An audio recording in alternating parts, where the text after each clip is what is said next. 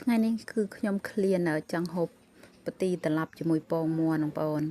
អញ្ចឹងទៅក៏ប្រើកូនពៅទៅកាត់ស្លឹកផ្ទីបងប្អូននៅក្នុងទ្រុងរបស់យើងនឹងឯងបងប្អូននិយាយទៅផ្ទីហ្នឹងបងប្អូនគឺវាភ្លៀងមកក៏វាដុះទៅក៏វាលុះល្អដែរបងប្អូនដោយសារ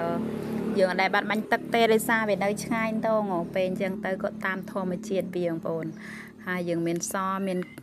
បៃតងនឹងឯងបងប្អូនមានអាខ្លះដើមសមានអាខ្លះដើមបៃតងអញ្ចឹងទៅ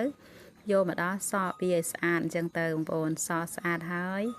យើងចាប់ផ្ដើមលាងទឹកលាងអីទៅណាបងប្អូននិសាកន្លែង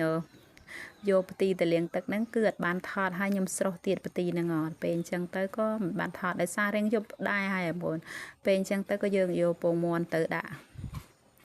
ជាមួយនឹងខ្លាញ់ជាមួយបំពងជាមួយខ្ទឹមជាមួយអីឲ្យវាឡើងឈ្ងុយសិនបងប្អូនចាំចាក់ផ្ទីយើងចូលដោយសារផ្ទីយើងហ្នឹងគឺស្រុះស្រេចហើយបងប្អូនគ្រាន់តែយើងនឹងដាក់ផ្ទីចូលជាមួយនឹងពងមាន់ក៏ឆ្អិនបាត់ហើយបងប្អូននេះតំណងដែលតាបងប្អូននិយាយទៅឃ្លានណាគឺហូបឆ្ងាញ់បងប្អូនប៉ុន្តែបើយើងអត់សូវឃ្លានអីគឺបងប្អូនហើយគឺហូបទៅអត់កើតទេទេសាខ្ញុំឃ្លានហូបបែបហ្នឹងពេលបងប្អូននិយាយទៅពេលយើងអត់ស្រួលគឺឃ្លាននេះឃ្លាននោះប៉ុន្តែធ្វើឲ្យគឺជួនកាលមាត់យើងសាបមាត់អីយើងហូបអត់សូវឆ្ងាញ់ទេបងប្អូនពេលអញ្ចឹងទៅក៏ឲ្យតែឃ្លានរបស់ហូបគឺធ្វើហូបបងប្អូននៅឃ្លាននេះហើយនឹកឃ្លានផ្ទីនឹងត្រឡប់ជាមួយខ្លាញ់ហ្នឹងក៏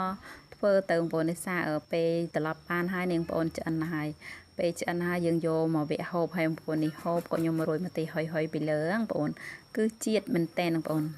ឯសាយើងឃ្លានបងប្អូននេះឆ្ងាញ់ដល់តើបងប្អូនអូបងប្អូនអើយនិយាយទៅស្រុកស្រែមានអីហូបនឹងឯងបងប្អូន